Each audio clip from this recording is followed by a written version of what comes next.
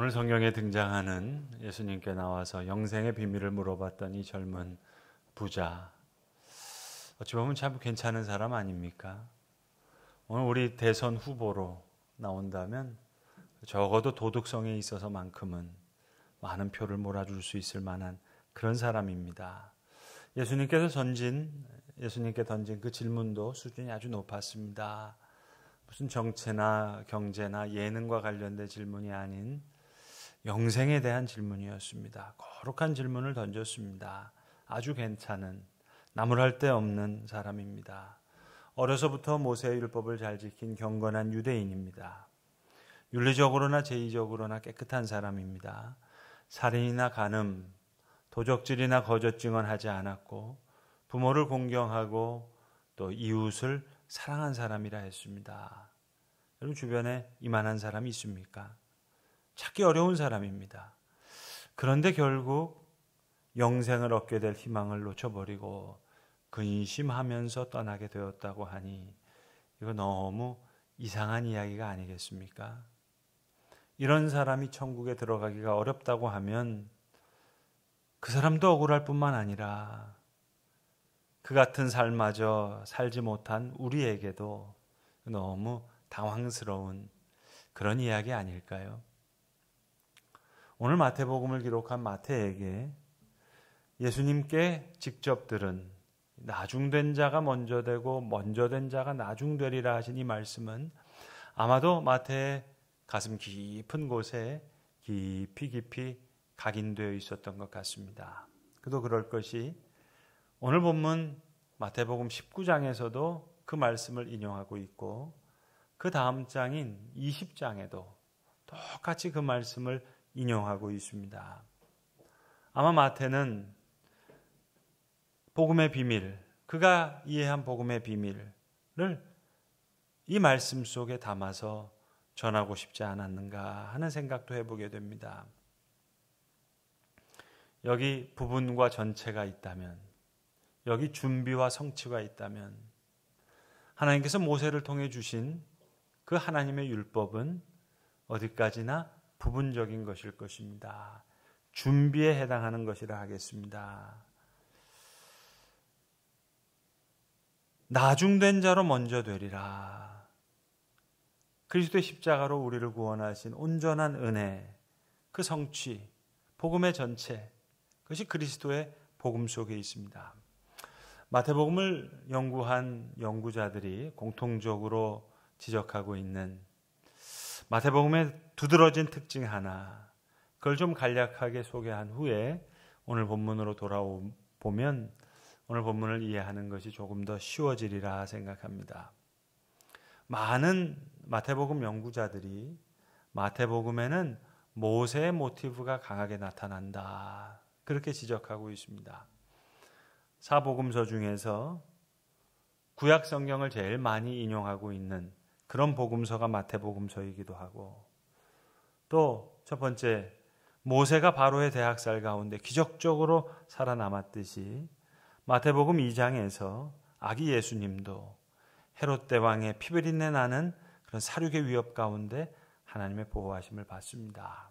두 번째, 모세가 40일 밤낮을 시내산에서 금식한 것 같이 마태복음 4장에서 예수님도 광야에서 40일 동안 금식하셨습니다. 세 번째, 모세가 시내산에서 하나님의 계명인 십계명을 받았듯이 예수님 마태복음 5장부터 시작되는 산상수훈에 보시면 무리들과 사랑하는 제자들에게 새로운 계명을 전해주십니다. 네 번째, 모세가 10가지 재앙이라고 하는 이적을 보여주었듯이 마태복음 8장과 9장에 보시면 예수님이 10가지 이적을 행하십니다. 그런데 그리스도의 십자가의 복음이 하나님께서 모세를 통해 주신 하나님의 율법보다 훨씬 더 큽니다. 모세를 통해서 하나님이 행하신, 이스라엘의 백성에게 행하신 그 구원의 역사가 준비였다면 그리스도의 십자가를 통해서 베푸시는 그 구원이 구원의 성취를 할 수 있습니다. 그래서 마태복음 11장 11절에는 예수를 세례 요한보다 더 크니다, 12장 2절에서는 성전보다 더 큰 이시다. 12장 41절에서는 요나보다 더 큰 이시다. 12장 42절에서는 솔로몬보다 더 큰 이시다 얘기하시며 결국은 모세보다 훨씬 더 큰 하나님의 구원의 역사가 모세에서 부분적으로 나타났다면 예수 그리스도의 십자가에서 전체적으로 나타났듯이 하나님의 구원의 역사가 모세를 통해서 준비되었다면 이제 십자가에서 그 구원이 온전하게 성취된 것으로 마태복음은 전하고 있습니다. 또한 일찍이 베이컨이라고 하는 마태복음 연구자가 마태복음에 예수께서 이 말씀을 마치시매라고 하는 표현이 5번 나온다 하는 것에 주목을 했습니다. 그래서 마태복음을 5부작으로 구성되어 있는 모세 오경을 필적할 만한 마태 오경이라고 말한 바가 있습니다. 그러니까 1장, 2장에 예수님의 탄생을 서론으로 하고 마태복음 26장으로부터 28장에 있는 예수님의 순환과 부활을 결론으로 할 때 그 사이에 있는 예수님의 행적, 마태복음 5부작으로 그래서 각각의 1, 2, 3, 4, 5부가 끝나는 7장, 10장, 13장, 18장, 25장을 끝내면서 공통적으로 예수께서 이 말씀을 마치시매 라는 말씀으로 끝맺음을 하는 모세 오경에 필적할 마태 오경이라 그렇게 말한 바가 있습니다. 자, 이런 이해를 가지고 오늘 우리의 본문으로 돌아와 보면 19장 1절이 이렇게 시작됩니다. 예수께서 이 말씀을 마치시매. 그러니까 마태복음의 마지막 5부가 시작되는 시간입니다. 그리고 26장 1절에 또 동일하게 마지막으로 다시 예수께서 이 말씀을 마치시매라는 구절이 나와요. 그러니까 19장부터 25장까지는 마태복음의 5부작에 해당하는 마지막 5부. 그러니까 19장부터 25장을 한 덩어리라고 생각해 볼 때 이 마지막 부분의 주제는 바로 예수님과 심판에 대한 내용입니다. 그래서 여기 포도원 품꾼 비유도 나오고 우리가 너무나 잘 아는 포도원과 소작인의 비유도 나오고 그리고 여기에 열처녀의 비유, 달란트의 비유 그리고 최후 심판의 비유가 여기 다 나옵니다. 비유의 말씀뿐만 아니라 예수님께서 무화과 나무를 저주하신 이야기, 예루살렘을 보시고 한탄하신 이야기, 예루살렘 성전이 파괴될 것을 이야기하신 이야기, 또 23장에 보시면 7가지 저주에 대한 선언, 이것이 다 마지막 5부에 해당하는 이 부분에 나옵니다. 그리고 오늘 우리의 19장에도 등장인물들이 다 모세의 이야기를 들고 나옵니다.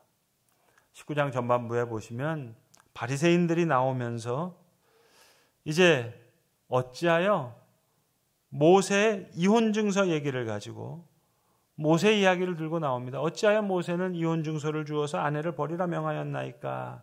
모세 이야기를 들어서 예수를 시험하여 묻고 또 오늘 우리가 읽은 본문인 이 후반부에서는 젊은 부자가 나와서 선생님 모세의 모든 율법을 내가 지켰사온데 아직도 무엇이 부족하니까 이렇게 묻습니다.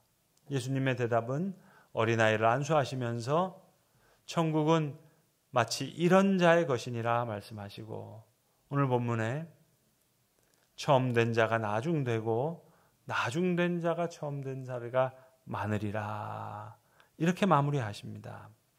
사실 오늘 이 말씀은 심판에 관한 말씀만이 아니라 마태가 경험했던 마태를 사로잡았던 예수님의 복음이었습니다. 세리와 창녀의 친구라는 별명을 얻으셨던 예수님, 직접 세관에 앉아서 세금을 걷고 있는 마태를 당신의 제자로 부르셨습니다. 마태는 예수님을 3년 동안 따라다녔습니다. 그가 하신 말씀, 그가 하신 행적 잊을래야 잊을 수가 없죠.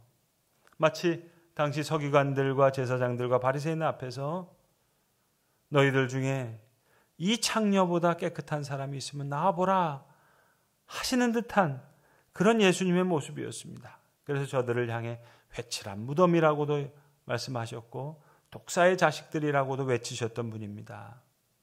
마태로서는 이 예수님의 모습을 잊을래야 잊을 수가 없어요.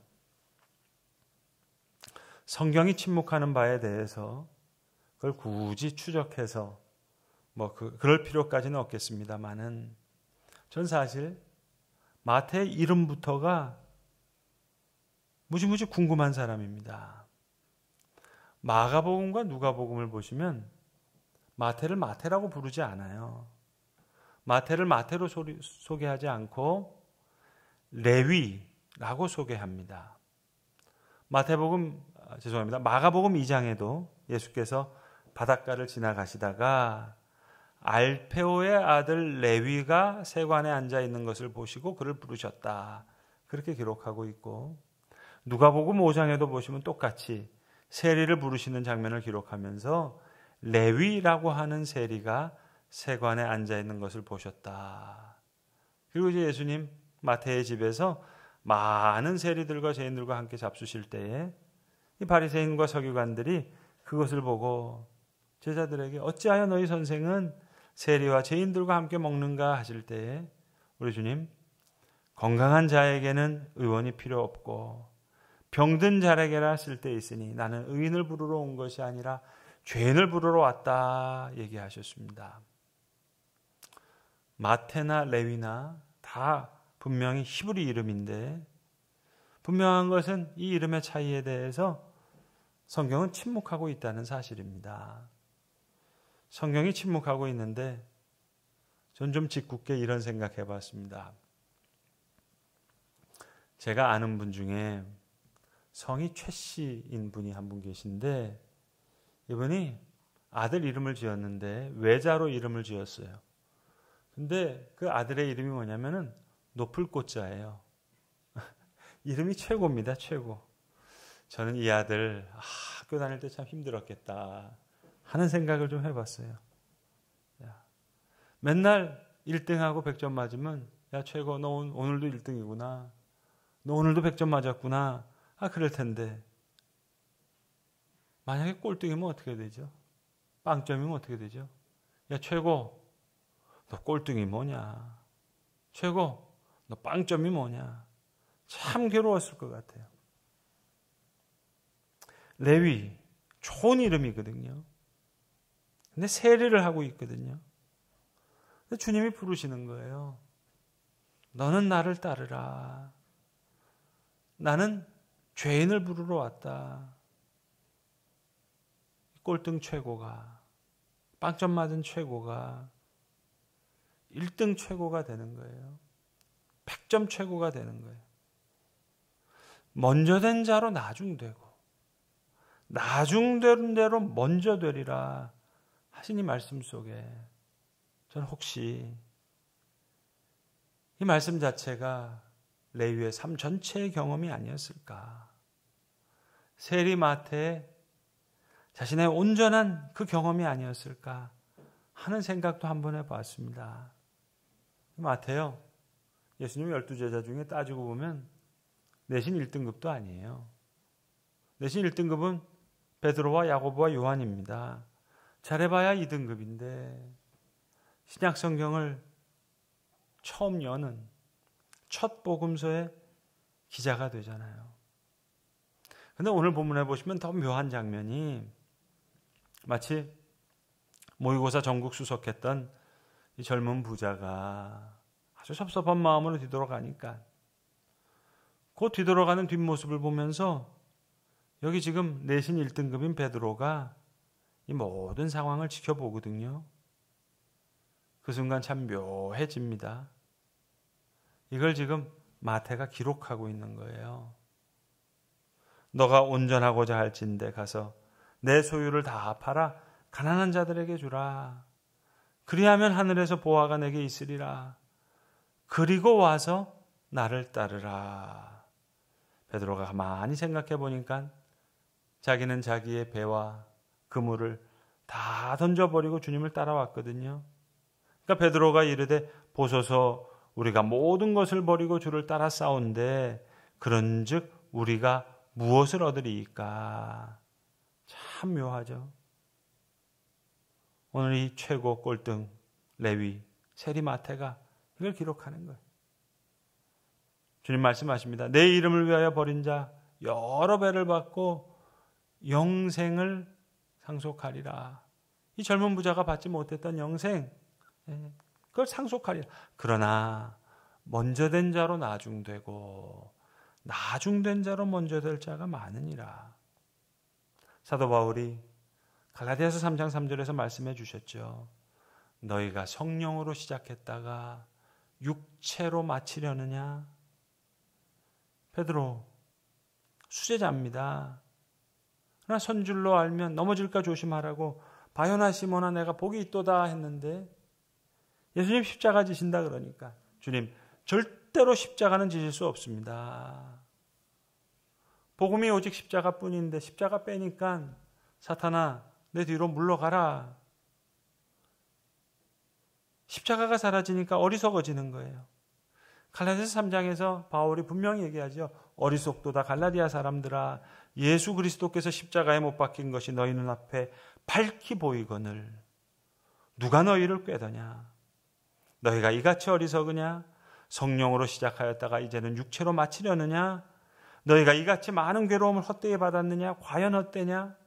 너희에게 성령을 주시고 너희 가운데 능력을 행하시는 이의 일이 율법의 행위로서냐 아니면 듣고 믿음에서냐.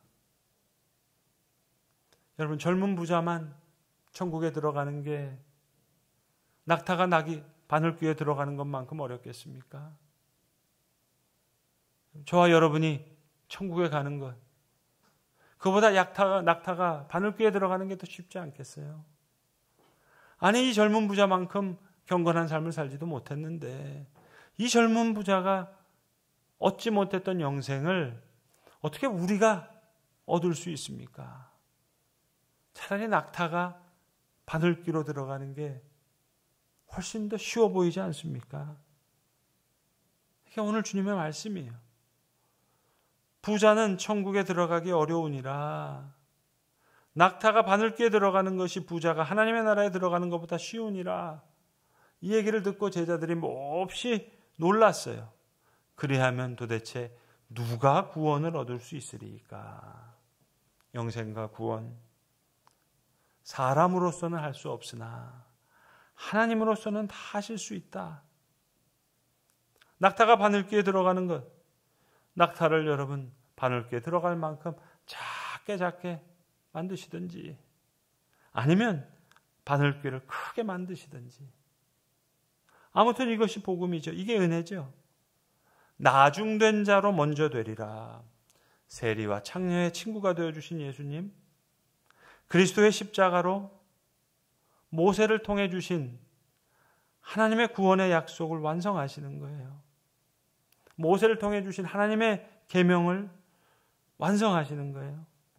모세를 통해 주셨던 하나님의 구원의 역사가 부분이었다면 그리스도의 십자가로 확증하신 그리스도의 사랑이 전체예요. 근데 이 전체 앞에서 부분을 움켜쥐면서 이걸 내가 붙잡고 있다면, 이걸 절대화하고 있다면 어떻게 되겠습니까? 정년이 재물이 많음으로 이 말씀을 듣고 근심하여 가니라. 아직 내게 절대화되어 있는 게 뭐가 있어요? 그리스도의 이 큰 복음 앞에 다 상대화되어야 될 텐데 이건 아직 절대적으로 뭔가 붙잡고 있어요. 하나님의 큰 은혜 앞에, 십자가의 은혜 앞에, 그 복음 앞에 다 상대화되어야 될 터인데 무언가가 절대적으로 남아있다면 그것이 재물이 되었든 아니면 하나님을 통해서 모세를 통해서 주신 하나님의 계명이 되었든 먼저 된 자가 나중될 것입니다. 그러나 그리스도의 십자가 앞에 이 은혜의 복음 앞에 다시 그 나중된 자가 먼저 될 것입니다. 사람으로는 할 수 없지만 하나님으로서는 다 하실 수 있느니라.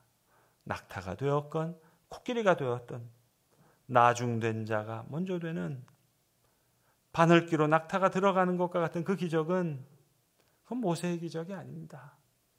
홍해가 갈라지는 것 같은 그런 기적이 아닙니다. 내가 어떻게 천국에 들어갈 수 있겠어요? 내가 어떻게 영원한 생명을 들어갈 수 있겠어요? 차라리 낙타가 바늘귀로 들어가는 것이 더 쉽죠. 그러나 오직 그리스도의 십자의 기적만으로 경험하게 될 것입니다. 성령으로 시작하였다가 육체로 맞춰서는 안 되겠습니다.